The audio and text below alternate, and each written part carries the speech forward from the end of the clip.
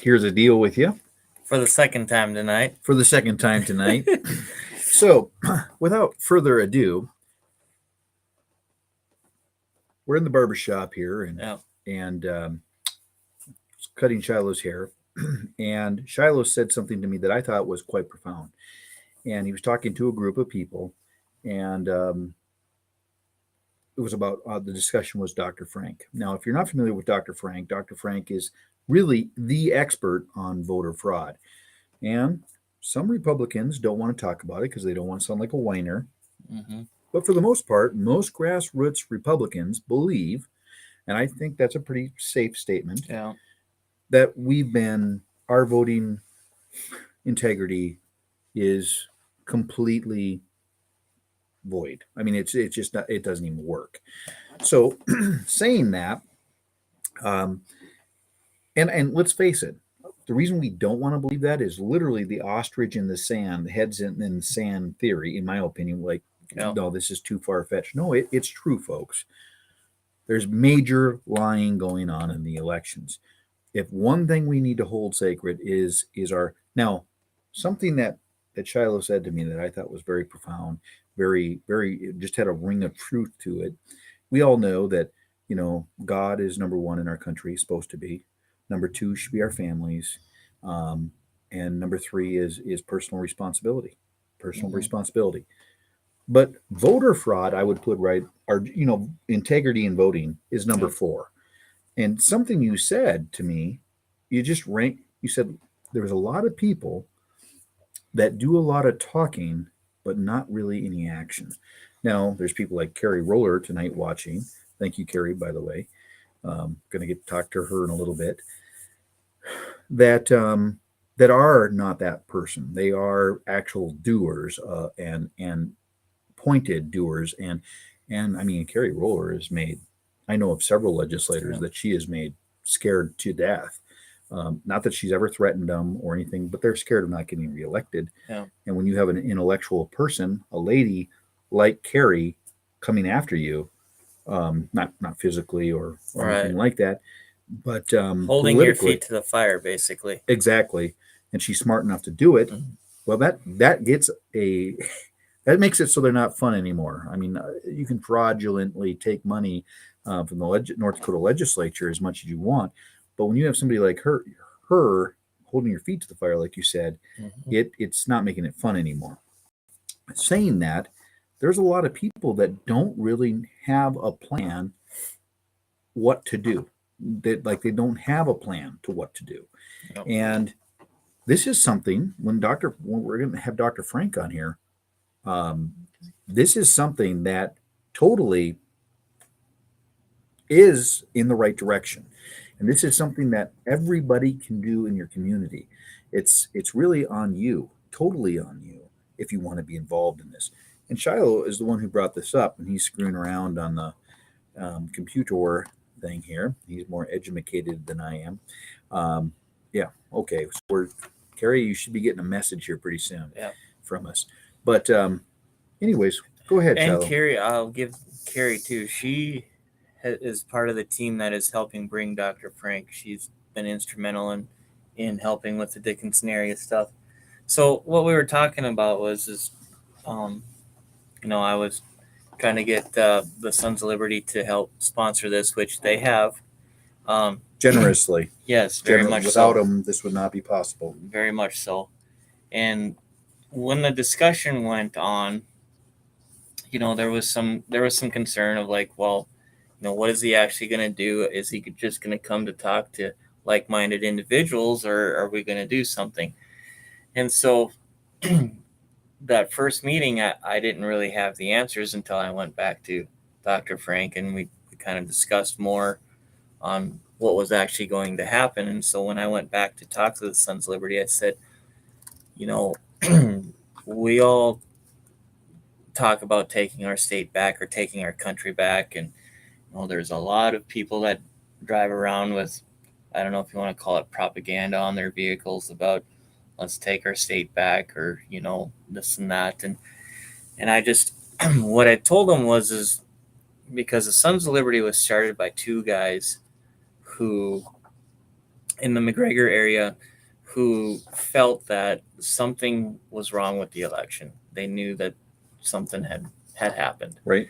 And so, they started this group on that foundation. That is one of our foundations is voter integrity and voter ID and different things like that. And so, I just reminded them of that. This is how this group got started. And in my opinion, this is going to be the start of that. And it's actually going to be a legitimate way to start that process. And forward motion. Right. I feel that this is going to be the start of something good, because I've seen what he's done in, I don't know, 16 other states and counting. I know he's been to more than that, but even in South Dakota right now, they're down there doing their thing, and that's what I'm hoping is going to happen here. Well, not just doing their thing. I mean, not to recap one of our shows, but South Dakota is taking their whole state by storm. No. So what Dr. Frank has done is he has completely come in. Is it no sound still? Can you guys hear us? Yeah, they can hear. Okay. Oh, can't. Still? I don't know why. Everything is... Carrie, can you still hear us? Oh, no. She can hear us. Oh, okay. Yep. I can hear you just fine. Okay. Good deal. So forward motion, doing something. And what Dr. Frank is doing in South Dakota, folks, he's got the whole state upside down. Like, these are major, he's packing the places out. And this isn't propaganda. This isn't people that are just loose. He's not misspeaking or loosely speaking. This is serious what he's doing. And it has to do with voter fraud. That's what it has to do with. And folks, if we don't get this taken care of, this is how we do this. I really like what you said too. I mean, this will bleed right into legislation, because if our legislators aren't acting on this, whose job is this? Well, we the people. But we're a representative republic. These are senators. Yeah. These are our representative senators and legislators that are supposed to be acting on our behalf, but are not. Just a second, look. Carrie, can you hear us? I'm getting people that are saying that there's no sound. She said I can hear you just fine. I can hear you? Okay. I don't know. Kathy, I don't know what's... I'm sorry, Kathy. Yes, I can. Okay. She can hear. All right. So we'll keep going. So anyways, that's kind of just, I thought what you said was so very true. Yeah. Of this is an idea to go forward. Otherwise, it's just loose talk. I think when the sound was off, I was just saying, good farmers don't hang around farmers that are negative, that are complaining, that are whining. Good ranchers don't hang around. I know contractors that make a very good living, but they don't hang around the guys that are at the bar every night talking about they can't make a living as a contractor, because they're busy. These people are legitimate people. Same thing holds true with people that talk about politics that are negative, doom and gloom, and the sky is falling all the time. Yep. I'm sorry, that's not going to get us very far. And this is an old discussion, Shiloh, very old discussion. Our founding fathers had this discussion because people were complaining. 1754 is when the concept of "don't tread on me" happened. 1776 is when they actually pulled the trigger on the War of Independence. So it took a long time for this to go forward. And unfortunately, here we are today. And I would say the Ron Paul movement is really what started the grassroots conservative movement. Now, some people might argue with me. And of course, I have a Ron Paul cutout behind me, life size, that was given to me by a very generous, good friend. But the point is the Tea Party was the movement of the modern era to put the conservative movement, to put the American ideology back on track. And I really agreed with you. I just thought you had a really good way of saying that. Yeah, and believe me, when I got started, what's it been now, 2.5 years? I didn't think that it would be like, if you asked me 2.5 years ago if I'd be sitting here with you and doing something like this, or, even being neither. involved as much politically as I am now, it is what it is. But I truly believe that stuff needs to change. Well, to think that soldiers don't die in battle is very naive. And to think that we're not in a battle, and we certainly are in a battle, Mm-hmm. to think that I remember when in 2017 we came in like a storm. I mean, a whole conservative crew of legislators came in, and we were throwing that. They didn't know what to do with us. It was that awesome. They didn't know. I mean, we were flooding the place with 300 people, 1,000 people. Rick Becker and I had people sitting with us, I think, almost every single day in the legislature. Yeah. And people were like, who is this? I remember Trent Luce came down in 2017, sat by me, I think, 2 or 3 times that session. People were like, how do you know these people? Well, it's constitutionally based people. It wasn't me. I'm not special. I'm not wearing a certain kind of cologne. I'm just saying something that, like the prophets of old used to say, and people came out of the woodwork. But when somebody dies or someone falls out or whatever, that doesn't mean the conservative movement is done or doom and gloom, let's all go home. Mm-hmm. That's how we won. When I say we, the United States government won the Native Americans. Yeah. Because if you killed one of their important people, they went home, like literally. You were aiming for the chieftain. That's what you were aiming for, because that was bad medicine. We're not like that. We're not supposed to be that way. And maybe that's a bad comparison, but we're going to have bad things happen. If you shoot at somebody, they're going to shoot back. That's how it works. So this is a long haul conversation, what we need to do. And I really felt like when you said that, when Dr. Frank is coming to North Dakota, this is something that you take vacation time, do something, because this is going to be like a college. I kid you not. You are going to be educated how to fight a battle that is very, very important. You cannot, Luke Simons, cannot rely on the North Dakota State Legislature, North Dakota Senate, especially our governor. I cannot rely on Carrie Roller to do what I'm supposed to do, period. And Carrie Roller, awesome though she might be, is a army of one. Yeah. So she's going to need help, folks. That's how this works. Dr. Frank is coming to town. Let's talk about that just for a second. Yeah, go ahead. In February is coming. So February 11th we're going to start. 6 p.m. Yep. No, it's going to be in Williston. Williston. 10 a.m. Yep. Williston at 10 a.m. at Eagle Ridge Golf Course. That's 10 a.m. in Williston. Yep. And then that's Central Time, of course. Yep, Central Time. And then 6 p.m. Mountain Time. Man time. He'll be in Dickinson at the Dakota Room at the NDSU Extension Building. Oh, okay. I have the Eagles Golf Course. That is in the Eagle Ridge Golf Course is in Williston. Okay. So then say that again. Which building? It's called the Dakota Room in the Stark County Extension Building. And we're gonna have flyers for this, folks. We'll get the flyers out and stuff as well. We'll be posting that here. They're still getting made. And then Sunday, the 12th, February 12th at 1:00 p.m. Central. Yep. In Lincoln, just outside of Bismarck at the Tumbleweed. He will be there for a seminar. Okay. And then Monday, February 13th, we have a press conference at the Capitol in Memorial Hall. And that's at noon Central Time. Excuse me. And from there, we will be making our way up to Minot for a 6 p.m. seminar at Jeff Hoverson's church, the Living Word Lutheran. There you go, at 6 p.m. 6 p.m. Central. So if you're in the western area, 6 p.m. In Dickinson at the Dakota Room. Williston, 10 a.m., and that is on the 11th as well. In Williston, Dr. Frank's going to be traveling all over. And listen, he's giving you a college course on what to do about voter fraud. Yep. Not complain, not whine, not, whatever.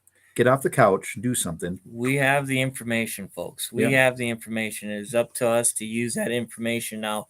And he's going to teach us how to do that and where to go and what to How to be ask effective and to do a group effort from all around the state. And you're important. Most of you don't think you're important. You're very important. You're educated. There's a reason why you went to school, not college, just school, because you're educated. That's what you're doing. 12 o'clock Sunday, or excuse me, on the 12th on Sunday, the Tumbleweed in Lincoln, right outside of Bismarck, at 1 p.m. Feel like I'm doing an infomercial. The 13th on Monday, day before Valentine's Day, at 12 o'clock, there's a press meeting. And also he's going to be on Beck TV. Yes, he'll be with Lori Hintz with No Apologies. Which, by the way, she's agreed to come on. And next week. She is a powerhouse. Next week, Lori is a powerhouse. Yeah. She is a bull. I mean, she is really something, and bright. And then on the 14th, Valentine's Day, 6 p.m., Minot at Jeff Overson's church. 13th. That's all Monday the 13th. Oh, well, you told me it was this. No. Oh. It's all Monday the 13th. Monday the 13th, 6 p.m. at Jeff Overson's church. And then it's probably me. Yeah. Noon is the press conference at the Capitol, and that was put together with Jeff Magrum, and he'll be available there to talk to people or legislators if they want to. So that's why we're having it there while they're in session, and just to let them know that we know what's going on, and we're going to be, we're watching what they're doing, and we're watching the voting records, whether Luke Simons is there to post the records or not. We're watching. And that's the other thing too, folks. This is a little off the beaten trail here, but I did try to vote, or I tried to vote conservative, but I did try to post those voting records. I literally took a picture of the board, which ultimately got me kicked out of the legislature. However, I would strongly suggest that you call your state legislators and ask them, hey, important bills, could you please post the pictures and tell about what you voted on today? And I mean, I showed every vote I ever did, and I showed if they passed or failed, and I explained my votes. But that was something important. So anyways, so what are you giggling about? I'm not giggling about anything. So we just, I think that's about it for our show this week. We're just going to keep it short and sweet. Did you want to have Carrie on real quick? I sent her a link, but she is not. Are you not responding, Carrie? She says she'll be posting records. So. Okay. Well, Carrie, did you want to come on and talk about that real quick? Knowing Carrie, she's probably doing 15 things right now at the same time. She's something else. So just be looking for our advertisements here on the Dr. Frank schedule. We'll be getting that out by my goal is by the end of the week. I didn't get a link, she said. What the world? Okay. That's well, it happens. I'm sorry, Carrie. So but who you remind me of, Carrie? Carrie reminds me of a lady named Betsy Ross. Betsy Ross, George Washington, if I'm getting my story correct, had her make the first United States flag. And she was a wonderful person. If you ever get a chance to read about Betsy Ross, she was an amazing, amazing American woman. And then there was another lady. What was her? Somebody help me out if you know. It was something Pitcher. Betsy Ross is who it was. She was the lady that made the American flag. An amazing person. She really was an amazing person. George Washington asked her to make that flag. There was another lady. Somebody help me out. Something Pitcher. They called her Pitcher. No one really knows her real name. But she was a lady that acted as a nurse in the War of Independence. And all she did is go around helping people. That's it. Going around helping people that were all blown up and she carried a pitcher of water because a lot of them were done just from water.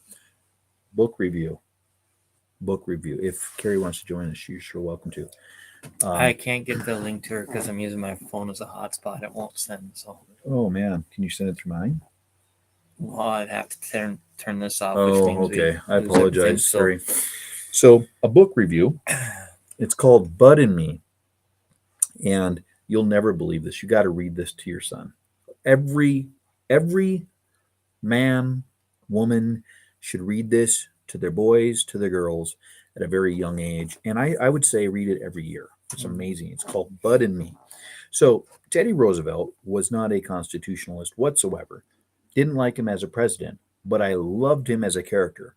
And because he was such an overcomer, I think he wore size 6 or 7 boys' shoes. He was very small in stature. He was almost blind, but he just was a bully. I mean, he just pushed. He was an amazing person that way. He was a Donald Trump of his era. Unbelievable person, actually. Well, Teddy Roosevelt loved surrounding himself with really unique American heroes. And he made a lot of those people famous that were famous around the era or their areas, but they didn't know much about it. Anyways, tying into this. So one day, Teddy Roosevelt heard about this man that was catching wolves, wild wolves, with his hands.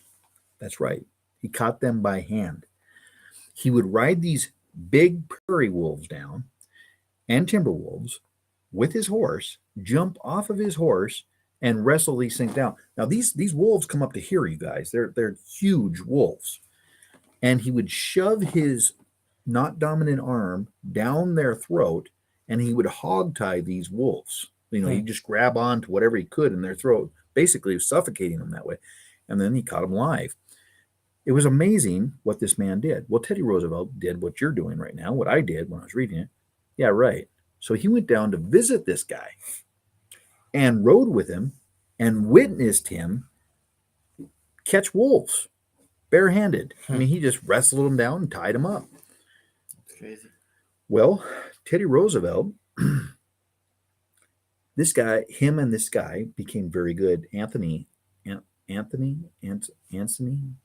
I can't remember their last name, became very good friends. This man, the wolf catcher, his boys grew up hearing about this wild man that took 1,000 men to war with the Rough Riders, that went to the Dakotas, that had all kinds of adventures and just had this great, bubbly, awesome attitude named Teddy Roosevelt, and he was the president of the United States.